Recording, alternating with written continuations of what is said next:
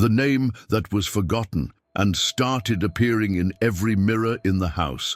Have you ever seen a name appear on the mirror, even without steam or humidity? Isabella thought it was just a mistake, a coincidence, maybe some strange reflex. But in that house, the same name appeared in every mirror, always written the same way, always with the same letter, always Roberto. The problem? She didn't know anyone with that name. Or at least, I thought I didn't.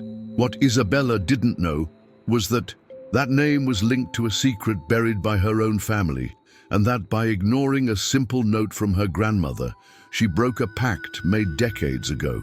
Now the past is coming back, and he doesn't want to be forgotten again. If this mystery already gave you goosebumps, imagine what's yet to come. So leave a like, subscribe to the channel, and come find out what happens when the past insists on being remembered, even through the mirror. Donna Celina's wake was brief, silent, shrouded in an emotional haze that seemed to weigh more heavily than the cold air of that cloudy morning. Isabella didn't cry. She couldn't. Perhaps because of the distance time had created between her and her grandmother. Perhaps because death, for her, was merely the end of a natural cycle. Or perhaps because her heart was too protected by the walls she had erected throughout her life. Donna Celina's spirituality, rituals, and enigmatic warnings had always seemed to her like exaggerations from a charismatic woman trapped in ancient beliefs. Now, all of this rested with her in the closed coffin. After the burial, Isabella received a dark wooden box with rusty locks. It was delivered by a man in a worn suit who simply said, "She asked for it to be for you alone, no one else." The man disappeared without giving his name, as if it were just another of the mysteries that surrounded Donna Celina in life. That same night, still staying in a small hotel near the cemetery, Isabella opened the box. Inside was only a yellowed paper envelope sealed with red wax and a carefully folded burgundy ribbon. The scent of incense permeated the paper. Upon opening it, she found a note, handwritten in familiar script. "Never forget Roberto's name." That was it. No explanation, no signature, though the handwriting was unmistakable. It was her grandmother's. Isabella snorted. It seemed like one of Celina's many daydreams, perhaps a delusion in the final days of her life. Roberto who? She thought, not recognizing. The name. She had no relative named Roberto, no colleague, no one from her past to connect with. It was a clueless trail. She remembered how, as a child, her grandmother always told her that names have power, that speaking someone's name is to invoke their essence, that forgotten names can become shadows. "If you forget, they'll remember," Celina would say jokingly. But Isabella never paid any attention. She considered it all part of a mystical performance to impress the neighbors and maintain an aura of mystery around herself. That night, however, even with her hardened rationality, Isabella was slow to fall asleep. The note remained on her bedside table.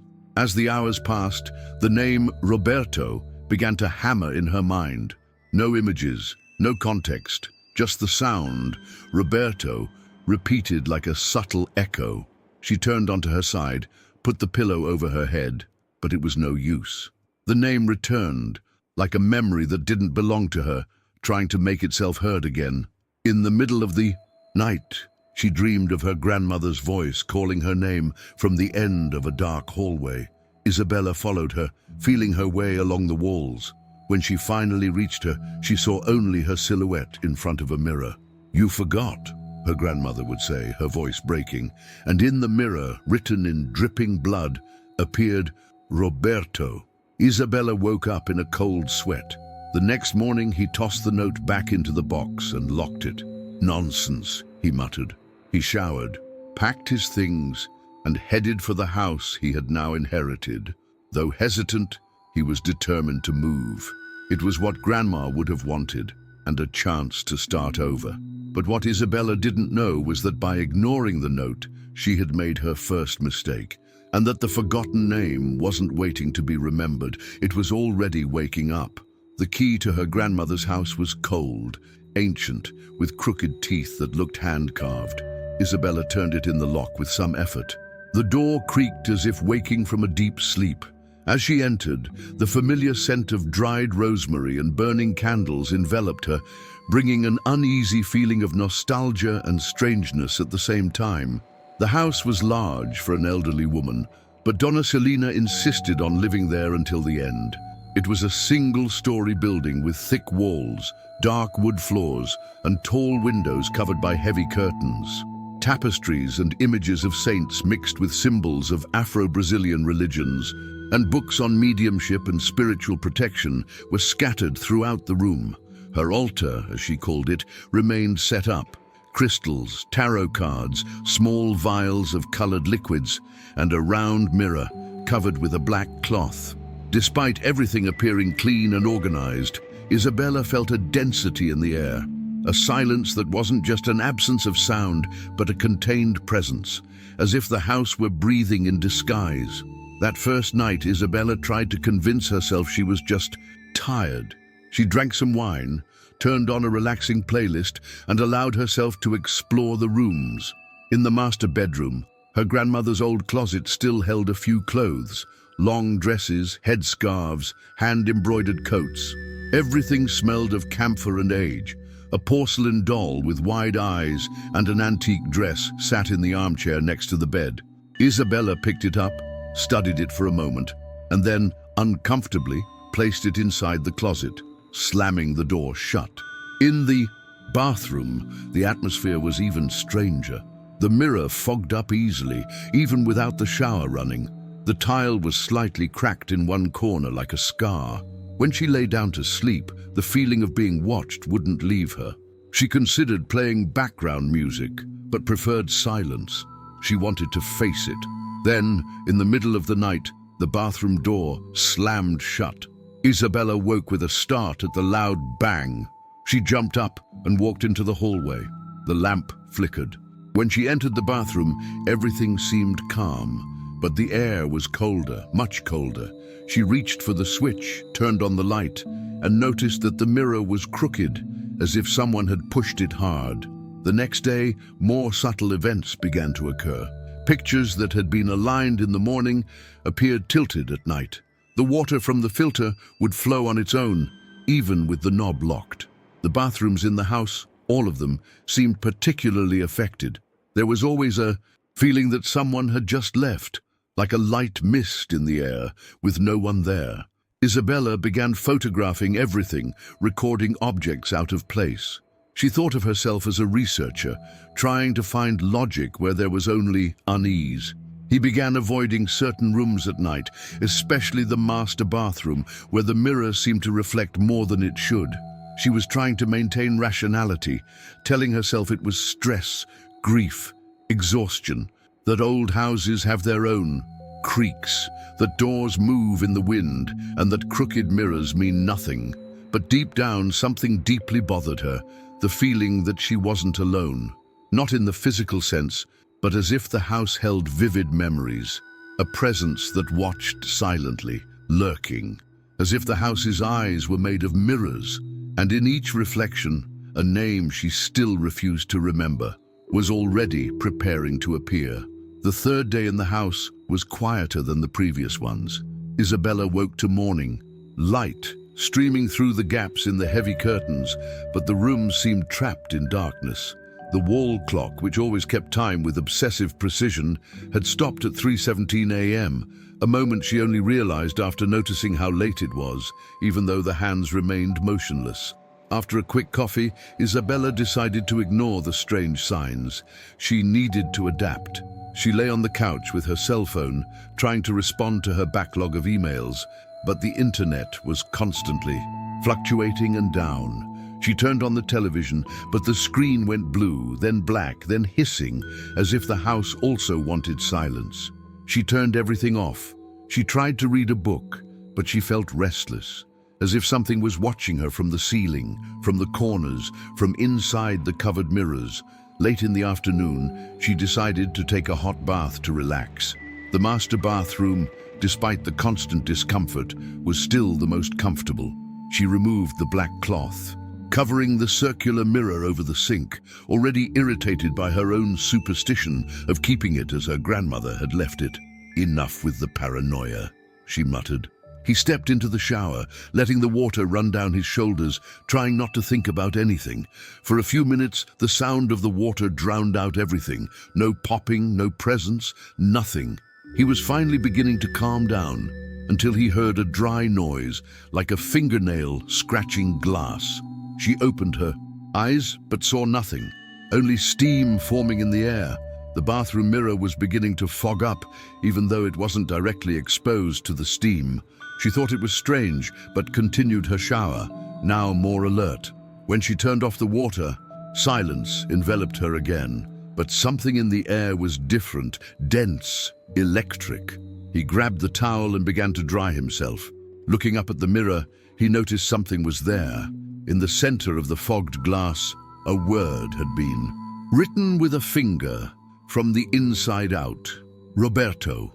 The letters were firm, as if someone had just drawn them. It was impossible for this to be random condensation. Isabella took a step back, her heart racing. She stared at the mirror, almost expecting it to fade on its own, like a trick of the tired mind. But the letters were there, solid, cold, mysterious. On impulse, she grabbed toilet paper and wiped the surface quickly, as if to erase not only the name, but also the feeling that something was staring at her through the glass. Taking a deep breath, she looked at herself in the now clean mirror. Her own eyes looked strange, dilated, fixed, almost as if she were trying to remember something her mind refused to accept. "It's just a name. Someone might have written it before. Steam does that," he tried to justify. But part of him knew no one had used that bathroom in months, and the mirror had been clean the day before. She left the room, as if leaving behind a whisper. The name still echoed in her head, as if the house had spoken it softly in the language of the dead. Roberto.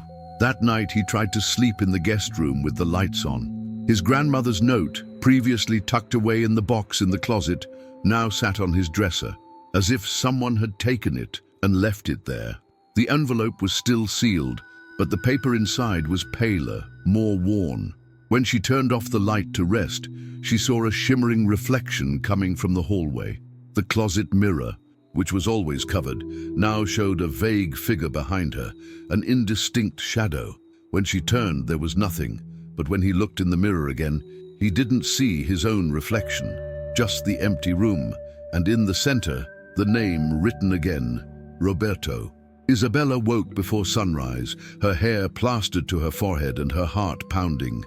A nightmare with no clear images, only muffled sounds, creaking doors, slow footsteps on the floorboards.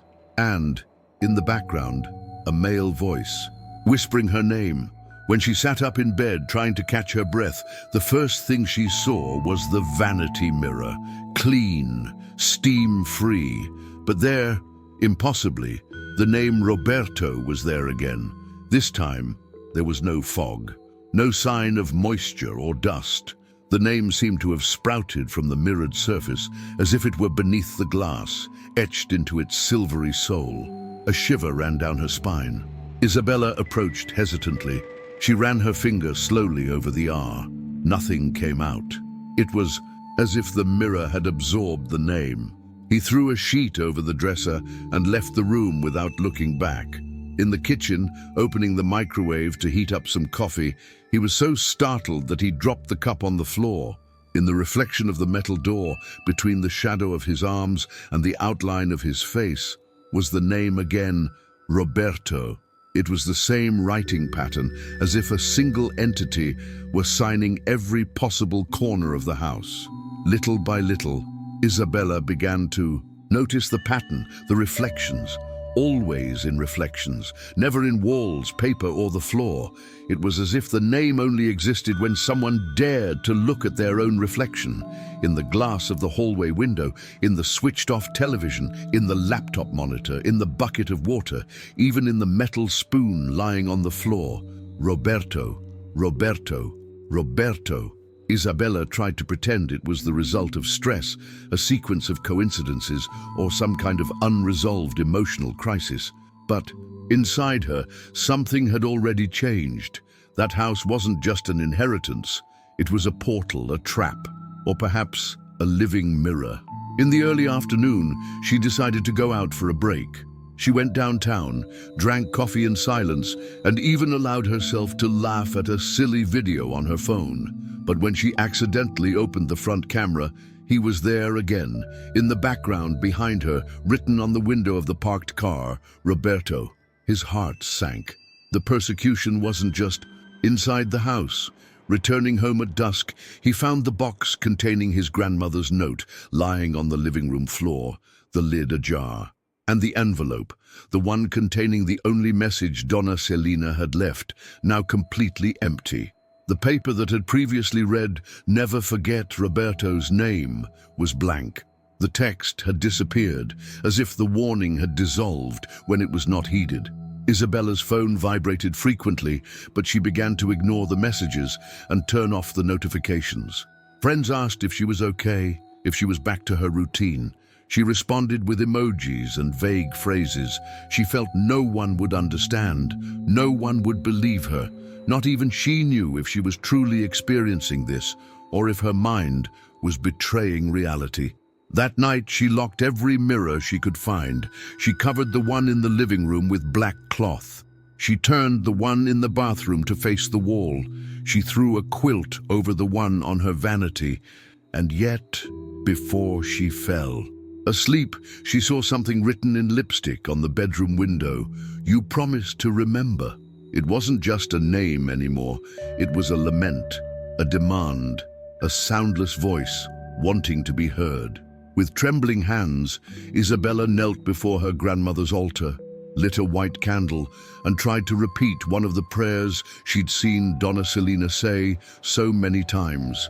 Even though she couldn't quite remember the words, her eyes filled with tears, not of fear, but of an anguish that seemed ancient, as if from another life, another memory that refused to be revived.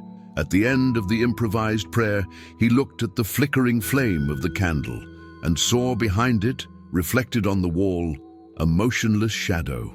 In the days that followed, Isabella lived in a constant state of alert. It was no longer the usual fear of being alone in a large, old house. It was a kind of deep anxiety, as if something inside her was trying to emerge, and she was unconsciously resisting it.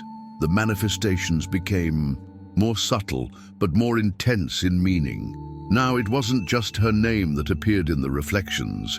They were distorted images, almost imperceptible figures, sensations of heat when she looked into the mirror and cold when she looked away.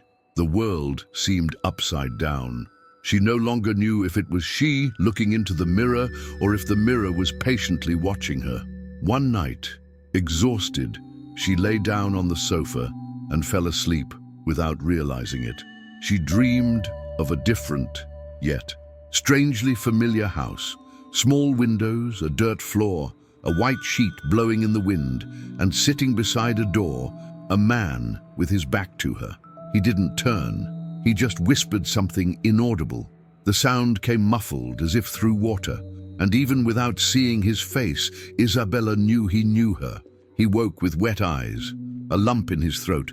That dream seemed more like memory than imagination. In the following days, the dreams repeated themselves, always with the same man, the same silent presence. But gradually, voices began to emerge.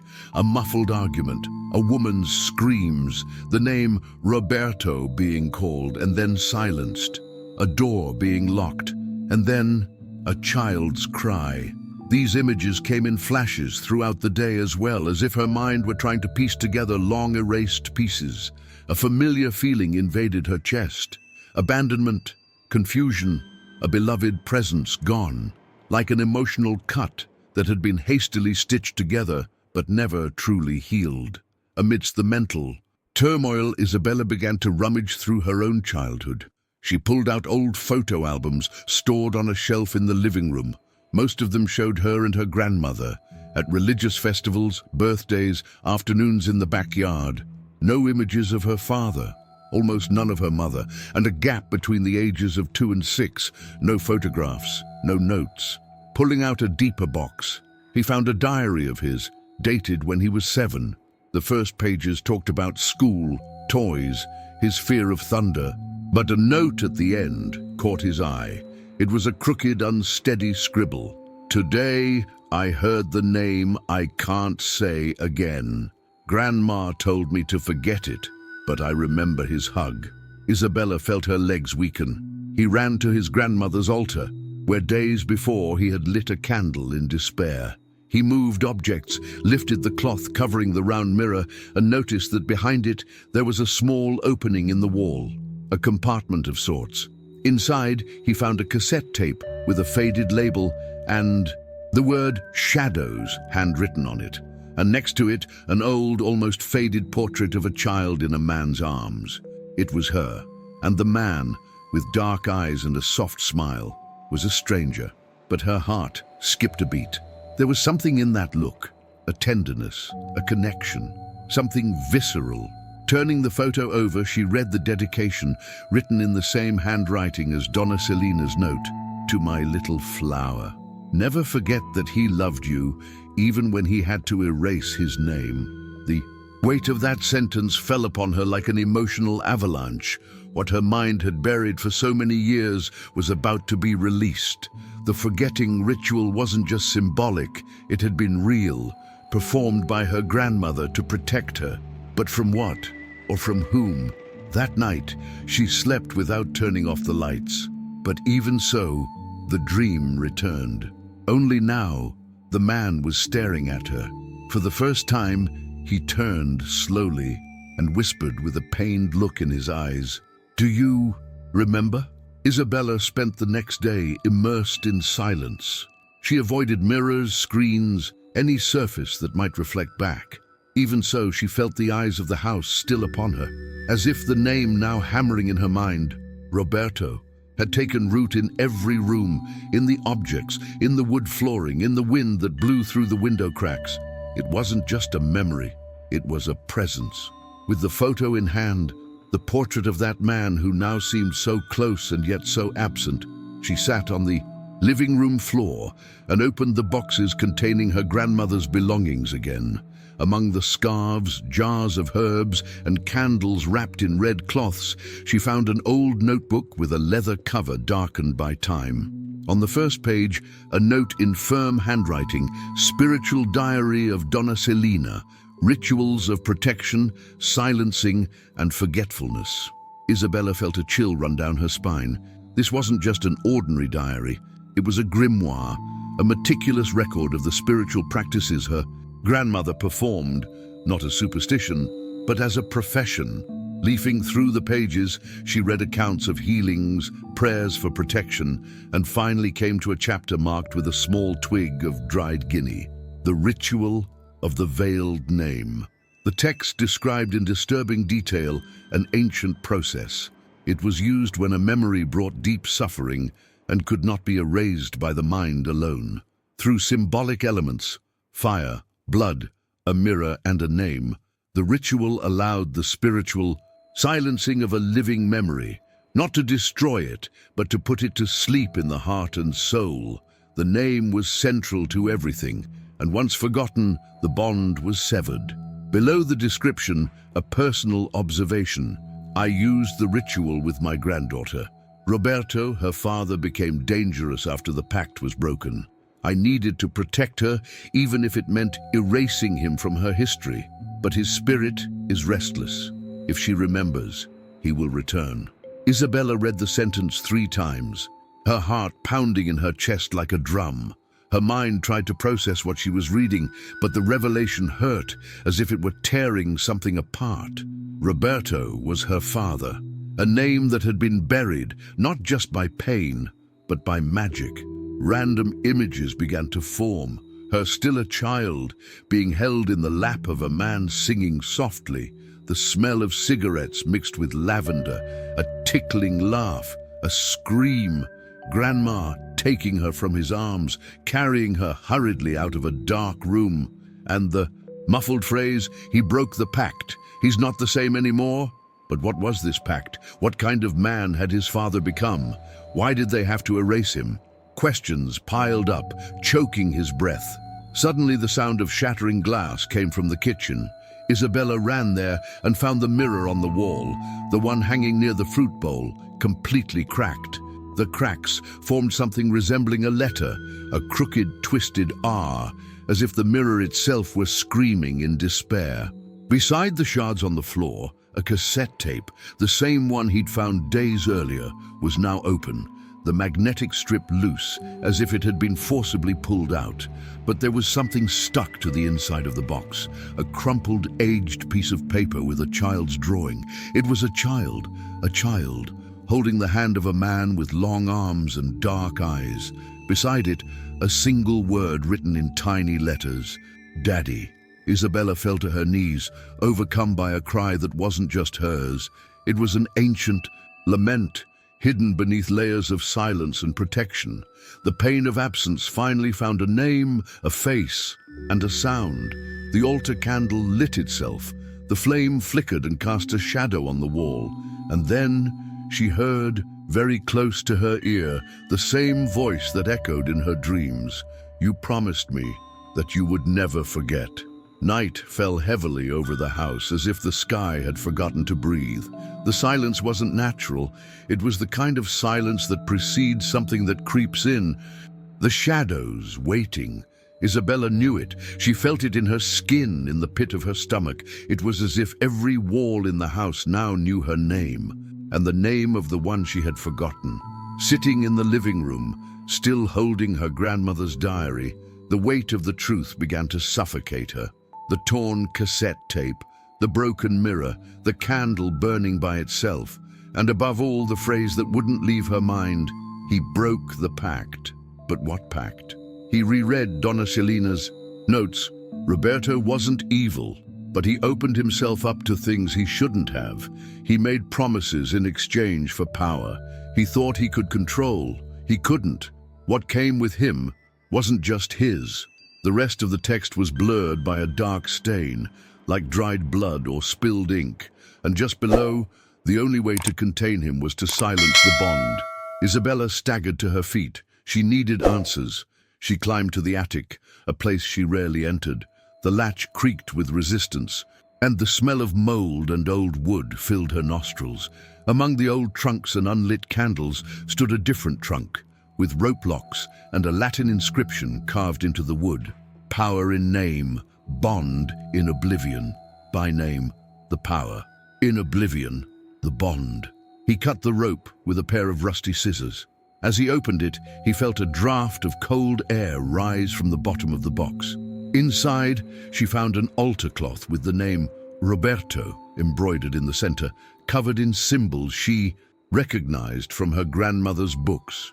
Runes of protection, words of spiritual fencing, marks of containment. Underneath the cloth was a folder filled with documents. There were old photos of Roberto, her father, as a young man, smiling alongside Celina in rituals and spiritual gatherings. He was a respected man in occult circles, a medium, a channel. But in her grandmother's accounts, something had changed. He tried to go beyond what was permitted. He made contact with something faceless, an ancient being. He returned answers in exchange for memories. He gained gifts, but lost himself. Isabella recoiled, her heart racing. She understood now. The pact was a spiritual agreement Roberto had made with an unknown entity, seeking power, revelation, or perhaps protection for his daughter. But by breaking the boundaries, what he had summoned came to live for him, and then through him. The grandmother, realizing the risk, did the unthinkable. She erased her granddaughter's bond with her own. Father, not only to protect the girl, but to prevent the entity from finding a way back through her memories. Roberto had become a portal, and his name, a key. Isabella closed her eyes. She took a deep breath, but it was too late. As she touched the cloth embroidered with her name, she felt something break, not physically, but in the air around her. An invisible snap, like the breaking of a spiritual cord. The house shook slightly. The windows vibrated. The candle flame on the living room altar went out on its own, and from below came the sound she feared most, a man's voice calling her name, low, hoarse, familiar. Isabella. She descended the stairs slowly. With each step, the weight on her shoulders grew heavier. The hallway was dark, but a light came from the bathroom, from the previously covered mirror. The cloth had been ripped away. In the center of the glass, her reflection, and behind, standing, the figure of a man. When she blinked, the figure disappeared. But the name Roberto was back. Only now, next to it, another word had appeared. He woke up. The choice to ignore his grandmother's warning, to not remember her name, wasn't just negligence. It was a breaking of the seal. Roberto's spirit wasn't evil, but what was with him was hungry. Now the pact was broken, and what had been locked in the silence of a forgotten name began to breathe again. The night was thick as smoke. Nothing entered the house. No sound, no light. Only Isabella's labored breathing, now walking, with silent steps, as if her very presence might awaken something that was no longer asleep. After the spiritual barrier was broken, something had changed, not just in the air, but in the mirrors. They were no longer just reflective surfaces. They began to respond, act, look back. It was as if every piece of glass in the house had awakened, like ancient, forgotten, hungry eyes. Isabella tried to cover them, one by one.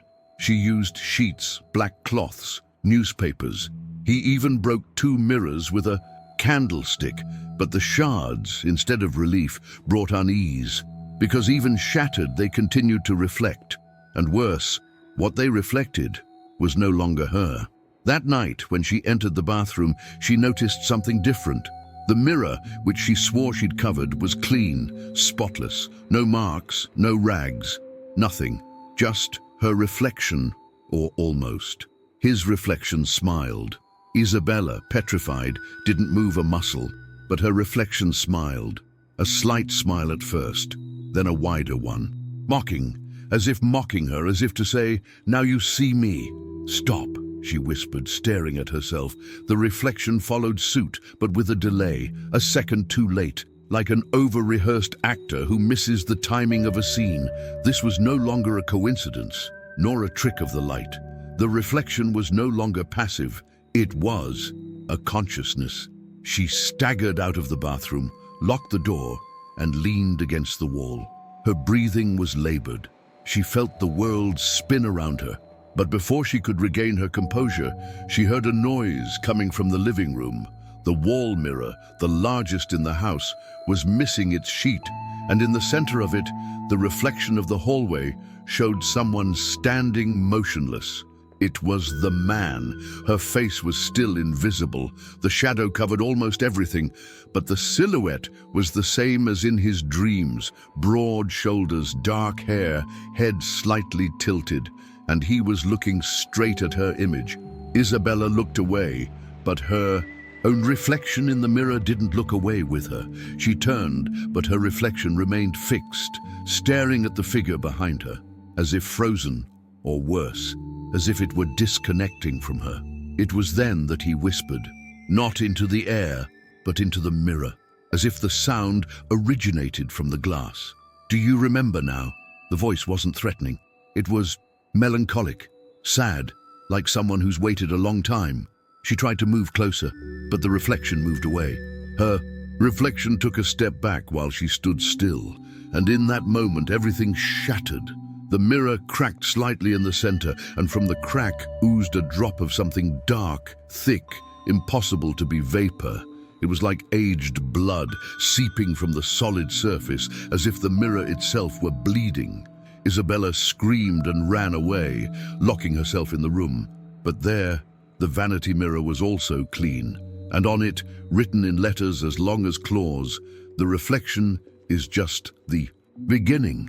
She began to understand. The reflection was the vehicle. It was through it that Roberto, or what was left of him, was returning. The entity that accompanied him didn't just want to appear, it wanted to manifest itself, use it, enter, and the only way to do that was by separating it from itself, taking over its image, slowly controlling it, like a piece being pushed out of one's own body. In desperation, he tore the sheets, covered the mirror tightly, knelt down and shouted, "What do you want from me?" But the only sound that came was the muffled laughter coming from the mirrored cabinet. A child's laughter. Then a father's crying.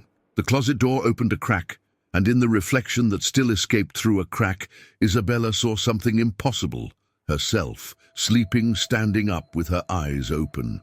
Isabella spent the day cloistered in her room, all the curtains drawn, all the mirrors covered with towels taped together as if she could contain what had already escaped. The reflection, or whatever it was, no longer needed permission. It was there, always.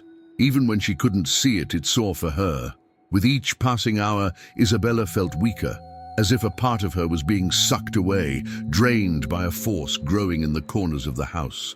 Objects began to shift as she slept. Lights flickered only in the covered mirrors. A constant buzzing invaded her ears, as if someone were trying to speak through a very thin layer of glass.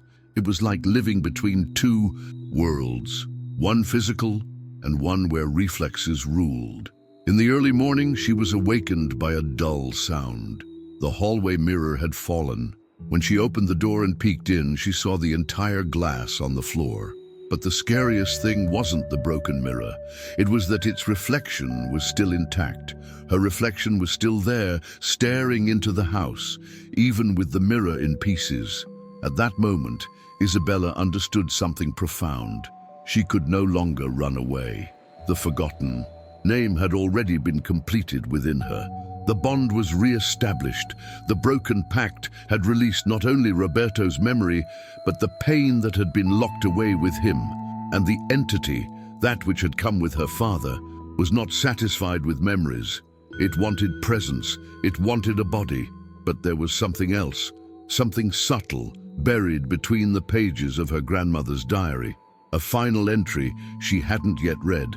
At the bottom of the notebook, on a hand-sewn sheet, was written, "If memory returns, there will be a moment of choice. The soul can flee, but will be pursued, or it can accept and seal what has been opened." And below, in shaky letters, Selina's last sentence, "Remember with your heart. Only then can it be set free." Isabella trembled. The house seemed to breathe more heavily. The windows banged shut. The cloths over the mirrors moved as if someone were walking behind each one. She then knelt on the floor before the only mirror she hadn't covered, the round mirror on her grandmother's altar, which was now clean, unfogged, unshadowed.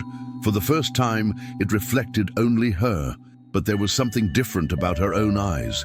Two reflections, two pairs of irises, one gaze within the other. Then she spoke, in a low voice, "Roberto, I remember." The mirror cracked, like a drop of water hitting a still lake. The air trembled. The lights in the house went out for a second, and a biting chill filled the room. From the mirror came the answer, "Do you want to know the truth or run away from it?" Isabella knew what that question meant. She knew that if she ran now, if she left the house, if she tried to get her life back, she would be haunted for the rest of her days, because the bond was made. Forgetting was no longer an option. To run away would be to condemn herself to carry Roberto's reflection wherever she went, in every window, in every shadow, in every photograph. But accepting would be facing what was erased, discovering what was so painful that it needed to be sealed with magic. She took a deep breath. She touched the mirror with her fingers and replied, "I want to remember everything." The glass warmed under his hand. The house shook, as if sighing in relief or fear. Behind her, all the towels fell from the mirrors at once, and the reflection in the mirror, the one who smiled before her, who whispered her name, who slept standing up with his eyes open, slowly approached. But now he reached out, as if asking to be heard, as if begging, "Finish what you started." The mirror before her was no longer just a reflective surface. It had become a threshold, a portal between what had been buried and what now begged to be remembered. Isabella felt the energy of the house shift as she touched the warm glass. There was no longer a sense of threat, only a deep, intense presence, like an ancient lament trying to find rest. The reflection stared at her with eyes that blended her own and another's, dark, watery eyes that carried too much weight for a single body. The man's image in the mirror was there, clear, human, but enveloped in something dense, almost like a liquid shadow clinging to his back like a living, hungry extension. The entity, Roberto. She called to him in a low voice. Good. The reflection didn't smile, nor did it move. It merely raised one hand, and in the mirror's image, Isabella saw something dripping down its fingers. Not blood, but ink. Thick, black ink. The same ink that covered the forgotten name. It was then that she felt the memory come, like a wave, raw, inevitable. The hallway of her grandmother's house, lit by candles. Her grandmother in despair, locking doors. She, still a child, hiding under the bed. Roberto on the other side of the door, crying, begging to see his daughter, screaming that he was scared, that he no longer knew what he had done, that whatever he had brought with him no longer wanted to leave. And behind him, a shadow that walked like an animal, that spoke with his voice, but with empty words. The grandmother holding a ritual knife, drawing sealing symbols on the wall, invoking prayers, blessings, mantras that Isabella had never understood. And then, silence, a scream cut in half, and everything fading into red light and broken glass. The last memory, her in her grandmother's arms, being carried out of the house. Her grandmother crying and saying, "You won't remember anymore. It will just be a nightmare, my dear, just a nightmare." Little by little, the reflex began to change. Roberto was there, no shadow, just him. His eyes were tired, filled with guilt, but also relief, as if her finally recognizing him was the last step in an ancient cycle. The entity hadn't disappeared with the memory, but had been unbound, because its power came from oblivion, from confusion, from hidden pain. Isabella then saw in the corner of the mirror an envelope that hadn't been there before. When she turned around, he was also in the real world. She picked it up with trembling hands. It was a letter written in the same handwriting as the original note, but now signed, "My daughter. If you ever read this, it's because you remembered. I'm sorry for everything. I tried to protect you, but I lost myself. And when I tried to fix it, it was too late. What I brought with me just wanted a door, but still, I never stopped loving you. Even erased, even forgotten. You are my mirror of light, Roberto." The tears fell effortlessly, not in despair, but in release. The mirror before her began to lose its shine, as if its function were being lost. In the center of the surface, 3 words appeared, written in calm, handwritten, sepia-toned script. "Now you know." The house, previously filled with an oppressive presence, seemed to breathe peacefully. The lights stopped flickering. The mirrors became opaque, harmless. The silence that remained was a clean silence of rest. In the following days, Isabella removed all the mirrors from the house, except one. On her grandmother's altar, she placed a new, small, clean, round mirror. In front of it, she left Roberto's letter and a white candle lit every night, not as a rite of fear, but as a gesture of remembrance and gratitude, because the name that was forgotten was now remembered. And where there is loving remembrance, no shadow can remain.